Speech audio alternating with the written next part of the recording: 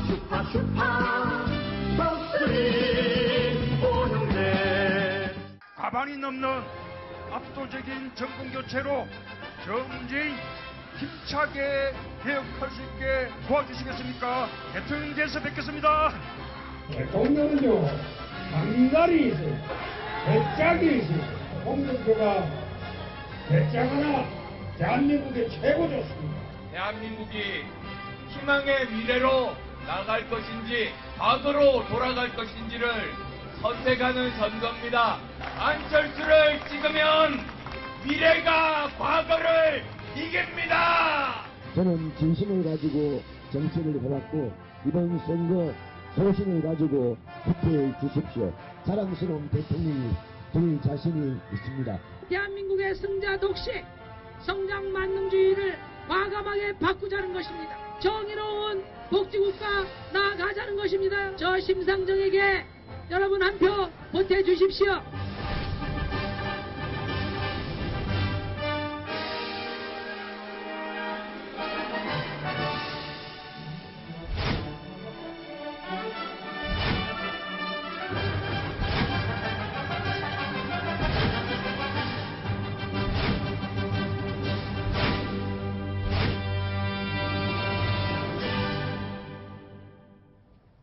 자, 언론에서 공개할 수 있는 마지막 여론조사에서까지 줄곧 1등을 지켜왔던 문재인 후보. 자, 마지막에 유세에서 이런 말을 남겼습니다. 압도적인 지지, 이 부분을 강조했었는데요. 어제 있었던 말입니다. 화면으로 함께 들어보시죠.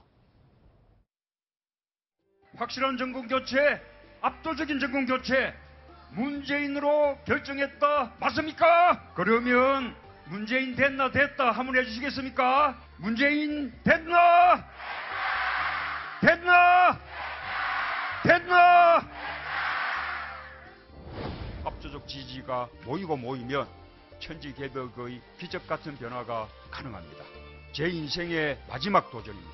정말 엄청나게 준비했습니다. 표를 몰아주십시오.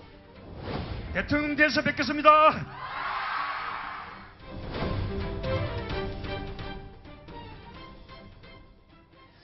자, 민동영 차장. 네. 문재인 후보는 이 선거운동 기간 내내 문재인 후보는 계속 준비된 대통령임을 강조했습니다. 효과적인 전략이었고 혹시 유권자들에게 좀 제대로 어필할 수 있었던 그런 전략이었다고 보십니까? 제가 볼 때는 이게 양면이 있었다고 봅니다. 네. 왜냐하면 이 준비된 대통령이라는 것은 사실 가장 많이 준비를 했다는 것을 현실적으로 보여줄 수 있는 그런 사람이다라는 것. 네. 근데 사실 이제 실질적으로 봐도 청와대에서 비서실장까지 하면서 국정 운영을 옆에서 바로 보좌했던 그런 경험이 있고 네. 또 2012년 대선에서 패배한 이후에도 계속적으로 국정에 관여할 수 있는 국회의원으로서 활동을 하면서 대선 네. 투표에 준비를 했고 그런 면들을 보면은 충분히 준비된 대통령이라는 것을 인식을 시킬 수 있었어요. 네. 그런데 변수가 하나 생긴 거죠. 지난 10월에 바로 국정농단 사건이 벌어지고 그리고 12월 달에 박근혜 전 대통령이 국회에서 탄핵을 당하고 그리고 결국 올해 3월 10일에 헌법재판소가 파면을 선언하는 그런 과정을 거치면서 사실 어떻게 보면은 문재인 후보가 그때 들고 나온 워딩이 바로 적폐청산이었어요. 그랬었죠. 그러니까 준비된 대통령과 적폐청산이 사실은 같이 갈 수 있는 거냐 아니면 서로 엇박자를 내는 거냐 네. 이런 부분이 사실상 보는 사람으로서는 조마조마했던 상황이라고 저는 보는데 네. 그것을 잘 조화가 됐다고 봅니다. 뭐냐면 네. 사실 탄핵 국면에서 국민들이 느꼈던 것은 하나는 커다랗게는 분노고 네. 또 하나는 불안이었습니다. 예. 이 나라는 도대체 어떻게 해서 우리가 이렇게 이 지경에 처하게 됐느냐. 그리고 앞으로는 도대체 어떻게 될 거냐. 이런 분노와 불안이라는 두 가지의 어떤 양가적인 감정을 가지고 있을 때 하나가 가지고 있었던 적폐청산이라는 말은 이 분노에 대한 어떤 해답이 됐었고 네. 그동안에 가지고 있었던 준비된 대통령이라는 슬로건은 이 불안을 해소할 수 있는 사람이 누구냐에 대한 답이었다고 결과적으로는 그렇게 가지 않았나 이렇게 생각이 됩니다. 네. 문재인 후보는 사실 이 대선 재수생이다라고 이야기를 해도 과언이 아닌데 자, 18대 대선에 출마했던 문재인 후보 그리고 이번 대선에 출마한 문재인 후보 업그레이드가 됐나요? 아니면은 좀 뭐 달라진 점이 있다면 어떤 점들이 있을까요? 업그레이드가 여러 가지 됐다고 봐야죠. 그래요. 일단 토론회에서 네. 많이 5년 전보다 좀 업그레이드가 됐다. 상대방 공격에 대해서 특히 자기 자신의 불리한 부분은 네. 자기가 살짝 비껴가는 네. 그런 기술이 상당히 돋보였고요. 그리고 또 하나는 문재인 후보의 주변 사람들, 네. 즉 문재인 후보의 선거운동을 도왔던 사람들이 과거 5년 전에 비해서 완전히 달라졌다. 이건 네. 더불어민주당 안의 자체평가거든요. 네. 그러니까 5년 전에는 과연 문재인 후보가 대통령 될까? 그러면서 옆에서 별로 그렇게 적극적으로 돕는 사람들이 많지 않았다는 겁니다. 네. 근데 이번에는 적극적으로 돕는 사람들이 전 당원이 다 네. 당원이 아닌 사람까지도 이렇게 도왔다는 거, 그게 완전히 달라졌다는 거고, 그 다음에 또 하나는 문재인 후보의 주변에 매번 지지자 선언한 사람이 1000명 이상 한 번 네. 할 때마다, 그리고 또 거기에 어떻게 보면은 뭐 내각에 참여할 사람이라든지 이런 사람들이 너무나 넘쳐가지고 네. 5년 내에 도저히 소화를 하지 못할 것 같다. 심지어 50년 소화해도 모자랄 사람들이 모였다. 인재들이. 네. 이 정도라고 하니까 5년 전과는 지금과는 완전히 달라졌다. 이렇게 말씀드릴 수 있습니다. 네. 자, 문재인 후보에 대해서 이야기를 나눠봤는데요. 다음 홍준표 후보에 대해서도 이야기를 좀 나눠보겠습니다. 홍준표 후보 유세 기간 동안요, 전국 각지를 돌아다니면서 기억에 남는 어록들을 많이 쏟아냈습니다. 영상으로 함께 보시죠.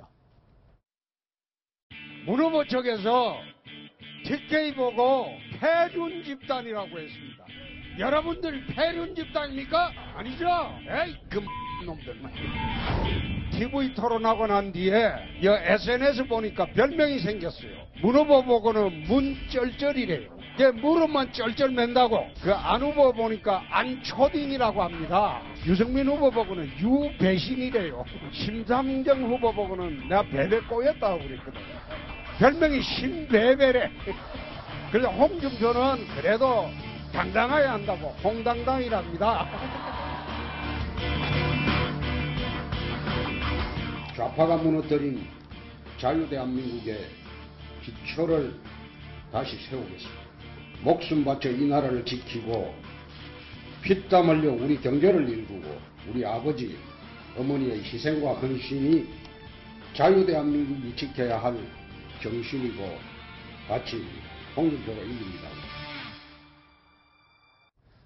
자, 어떻게 들으면 조금 자극적인 표현들이기도 하지만 계산되고 전략적인 이런 말들로 짧은 시간 안에 존재감을 부각시키는 데는 굉장히 효과를 보지 않았습니까? 그렇다고 봐야죠. 왜냐하면 처음에는 단단히 숫자의 지지율을 보였지 않습니까? 네. 그런데 뭐 세탁기 발언부터 해가지고 그 뭐 토론회 과정에서 나온 거였지만 그것이 가장 검색어 실시간 1위를 차지할 정도로 모든 국민들의 어떤 관심사가 됐었던 거니까 네. 그런 토론회에서의 그런 말, 그리고 지금 방금 나왔듯이 한번 항상 유세장에서는 뭔가 인구에 회자될 만한, 즉 네. 국민들의 입에 오르내릴 만한 얘기들을 하지 않습니까? 지금 네. 상대방 어떻게 보면은 다들 좀 상대방을 좀 약간 폄훼하는 말들이거든요. 네. 뭐 문쩔쩔, 안초딩, 유배신, 신배배, 이 다 상대방을 상당히 폄훼하는 말들임에도 불구하고 약간의 진실성은 조금씩 갖고 있기 때문에 네. 홍준표 후보를 지지하는 사람들로서는 상당히 카타르시스를 느낄 만한 그런 네. 내용이었다. 네. 그런 측면에서 홍 후보의 어떤 선거 전략 네. 상당히 주요했다라고 볼 수가 있습니다. 네. 그런데 홍 후보 하면은 이 전략적인 차원의 이 방법이긴 했지만 좀 네거티브적인 표현들이 좀 많다 보니까 홍준표 후보가 내세운 공약들이나 정책들 이런 부분이 조금 가려진 것 같아서 안타까워하는 분들도 주변에 계신 것 같아요. 그 지지자들 가운데서는 어떻습니까? 그렇습니다. 이제 선거가 막바지로 갈수록 그런 이야기들을 하는 어떤 기존의 보수층들의 그런 목소리들이 좀 있는 것 같아요. 네. 그러니까 조금만 더 홍 후보가 점잖고 그리고 좀 더 정책과 이런 면에서 좀 믿을만한 모습을 조금만 더 보여줬다면. 그런데 사실 보면 현실적인 상황이 홍준표 후보가 정책이나 공약을 준비할 시간이 사실상 부족했죠. 그랬죠. 그렇습니다. 올 초에 성완종 리스트 사건으로 항소심에서 무죄를 받은 다음에 갑작스럽게 이제 자유한국당에서 대선 후보로 떠올랐기 때문에 사실 다른 후보들에 비해서는 어떤 철저하게 공약이나 정책을 가지고 승부를 하기에는 약간 부족한 면이 있었다. 그렇게 네. 봅니다. 하지만 보수의 대표 주자로 우뚝 섰고 또 이 대선이 끝난 다음에 이 되든 안 되든 간에 보수 진영을 이끌어가는 선두주자 그리고 또 자유한국당에 당권을 줄 수 있는 그런 입지는 확실하게 다진 것 같은데요. 어떻게 보십니까? 의석수만 보면은 만약에 그 제1야당이 된다 그러면 홍 후보가 오늘 얻는 지지율을 그 자산 삼아가지고 아마 박근혜 전 대통령을 대체하는 보수의 중심이 될 거는 확실해 보입니다. 오늘 만약에 홍 후보가 의미 있는 지지율, 원래 홍 후보가 한 자릿수에서 시작을 했거든요. 한 자릿수에서 시작을 했는데 불과 한 21일 공식선거운동 기간 동안에 오늘 얼마까지 올라가느냐에 따라서 앞으로 그 한국당에서 위치가 달라질 텐데, 2달 후에 사실은 한국당에서 전당대회가 예정이 돼 있긴 합니다. 그런데 홍준표 후보가 사실은 당대표까지도 했어요. 그렇기 때문에 이번에 전당대회를 나올 가능성은 그렇게 많지 않다고 보이지만, 그럼에도 불구하고 말씀하신 것처럼 보수의 새 리더가 될 가능성은 오늘 득표율에 따라서 굉장히 달라질 수 있다고 봅니다. 그런데요, 네. 이번 같은 경우에 이제 만약에 홍 후보가 25% 이상을 만약에 득표를 한다. 네. 그러면 거의 야당에서는 독보적인 존재가 되는 거거든요. 네. 그럼에도 불구하고 자유한국당의 가장 큰 문제는 뭐냐면 박근혜 대통령의 국정농단. 네. 이것과 관련해서 결국은 조기 대선이 이루어진 거 아니지 않습니까? 네네네.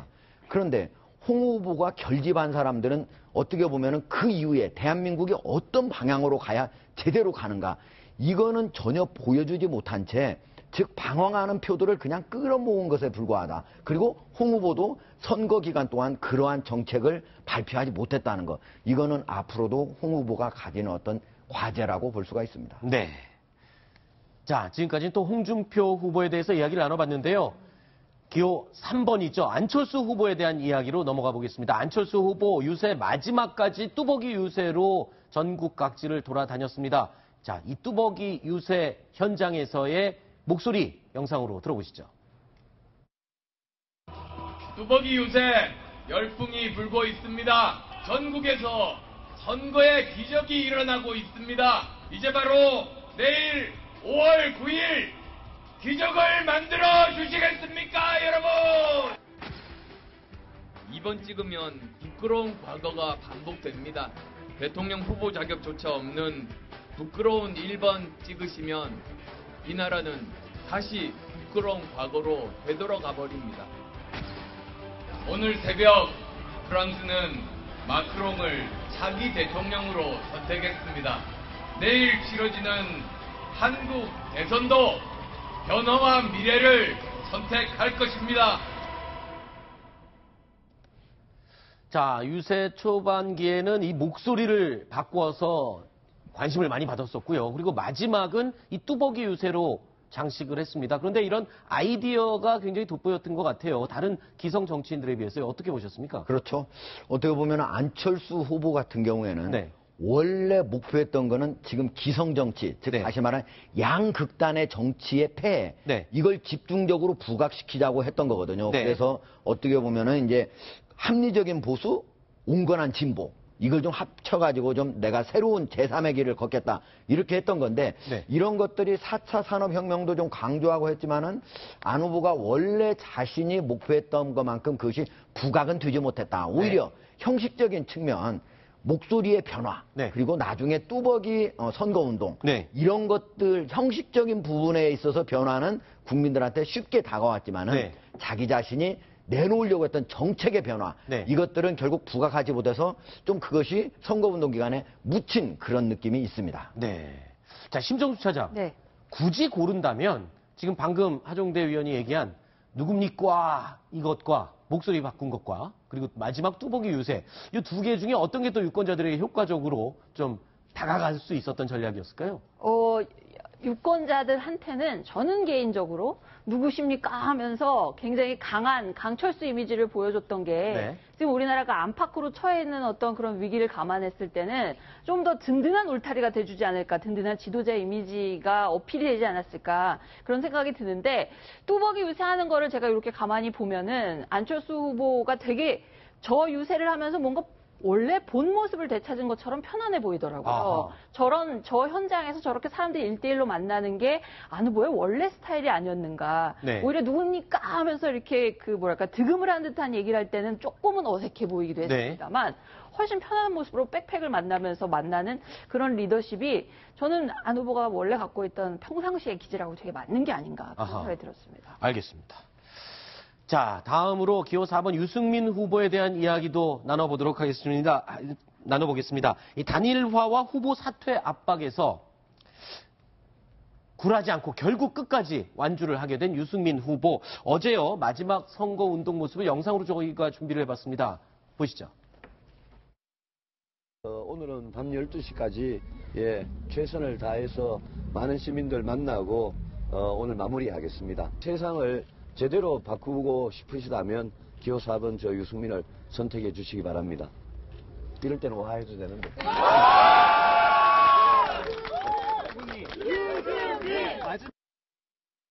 민동영 차장. 네. 사실 TV 토론의 마지막 토론에서 유승민 후보가 이순신 장군 발언을 했어요. 그렇습니다. 이 부분이 굉장히 전화위복의 스타트가 되지 않았나 이런 평가를 하는 사람들도 있던데 어떻게 보십니까?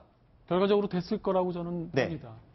그날이 2일이었는데요. 네. 2일 마지막 TV 토론의 날이었는데 그날 오전에 그 바른정당 소속의 13명이 탈당 선언을 하는 네. 그리고 그날 오후에 TV 토론 마지막 TV 토론에 섰죠. 그래서 홍준표 후보한테서 약간의 비아냥 섞인 그런 말도 들었고 네. 심상정 후보한테서는 격려의 말도 듣기로 했는데 그 마지막 말을 했을 때 신에게는 12척이 남아있습니다라는 그 이순신 장군이 명량해전을 앞서서 네. 선조에게 보냈던 장계 내용을 그대로 읊었을 때 그 표정이 정말 결연히 하다 못해서 처연할 정도로 그렇게 비쳤고요. 네. 그리고 상당히 그 목소리도 진중하면서도 그 떨리는 목소리가 유승민 후보가 처한 상황이 어떻고 저 양반이 지금 어떻게 이 난국을 극복해내려고 하는가라는 의지가 보였던 것 같습니다. 그리고 네. 그것이 그 이제 이른바 철새 논쟁을 같이 불러일으키면서 같이 상승작용을 일으켜서 유승민 후보가 지금까지 끝내는 대선의 결승선을 결국은 통과할 수 있게 만든 네. 그런 하나의 기폭제가 되지 않았나 생각이 듭니다. 네. 심정숙 차장이 정치부 차장이 나와 있으니까 그것 좀 여쭤볼게요.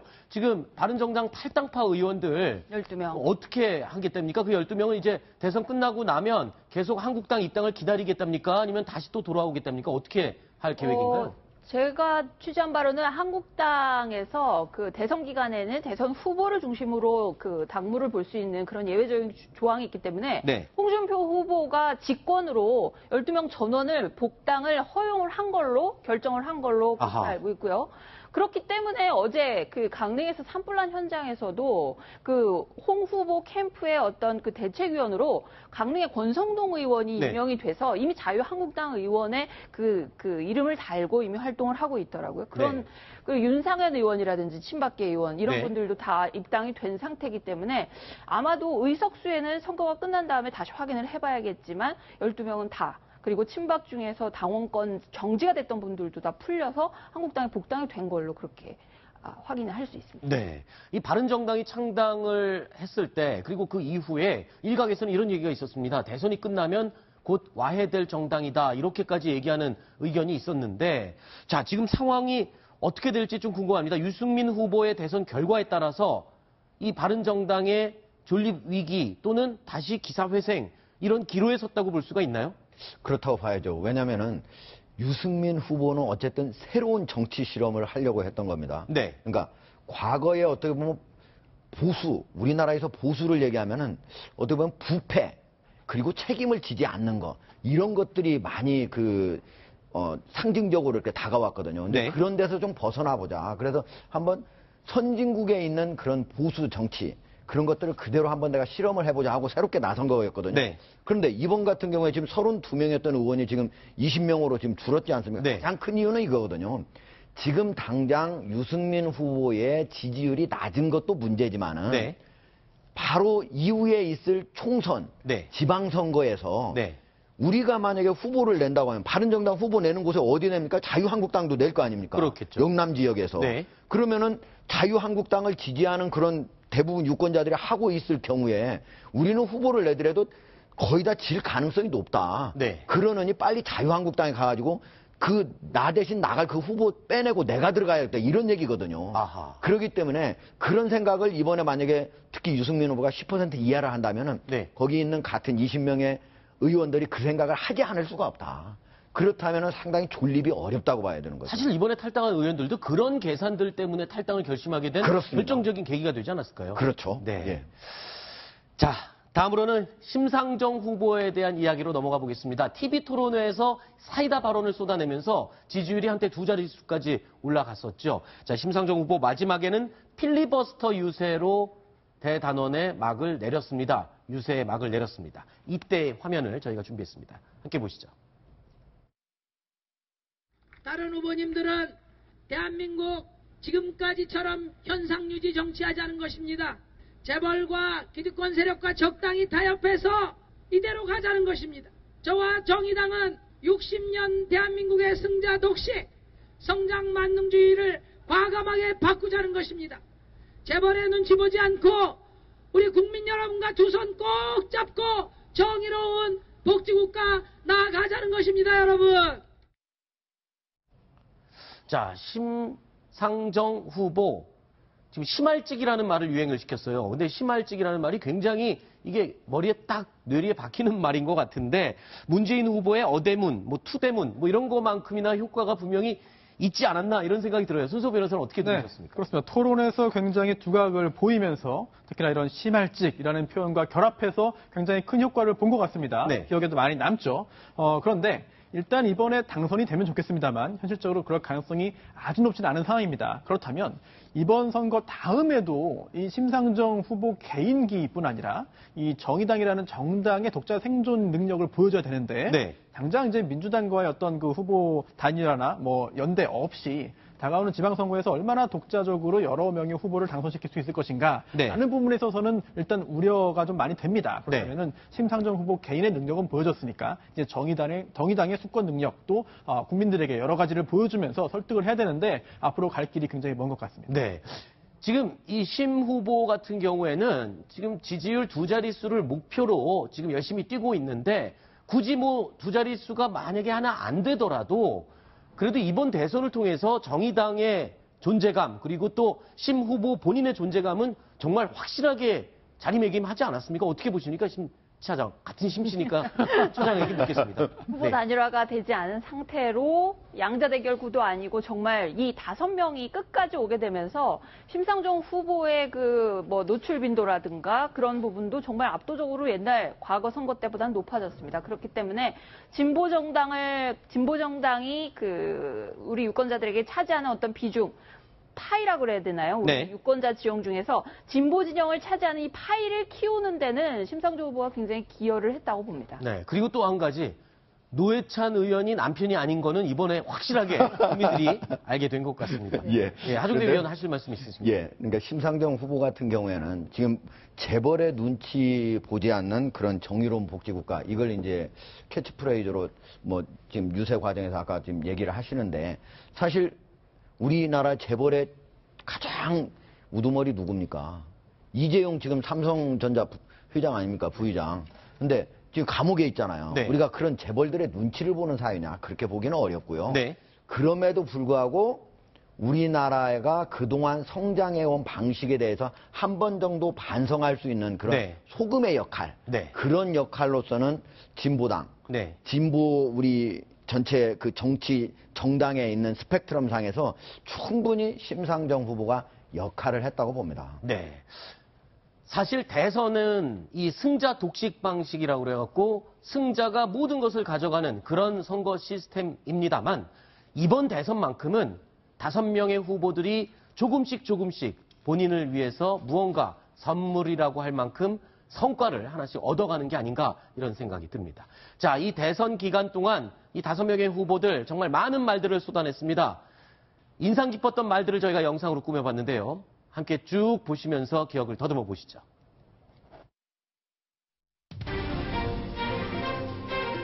전국에서 골고루 지지받는 역사상 최초의 국민통합 대통령 누굽니까?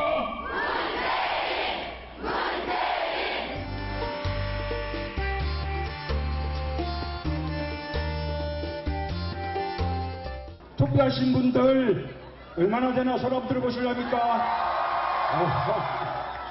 아니 투표하신 분들 말 나오셨습니까? 투쟁문 같이 한번 열어해 보실까요? 투쟁문! 문재인을 이길 승부사 누굽니까? 누굽니까?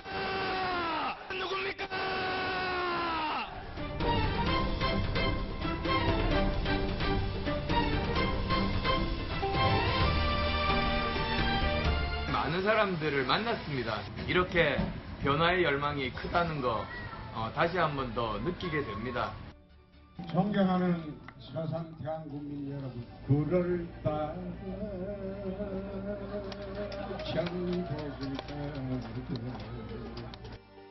홍준표가 18살 때 14,000원 들고 단신으로 추풍역을 넘었습니다.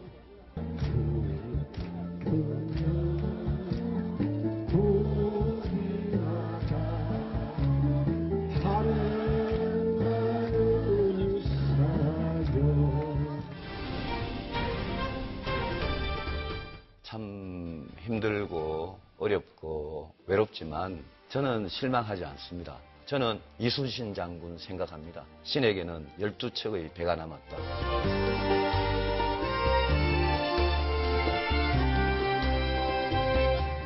여성을 종으로 만드는 것이 스트롱맨인가 보죠?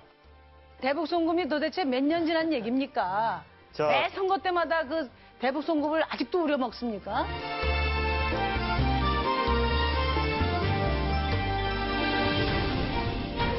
제 지역구에서 심알찍이라는 말이 있어요.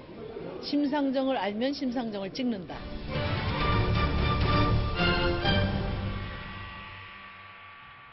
네. 대선 기간 동안 여러 가지 다양한 말들을 쏟아낸 후보들의 모습 영상으로 함께 보셨습니다.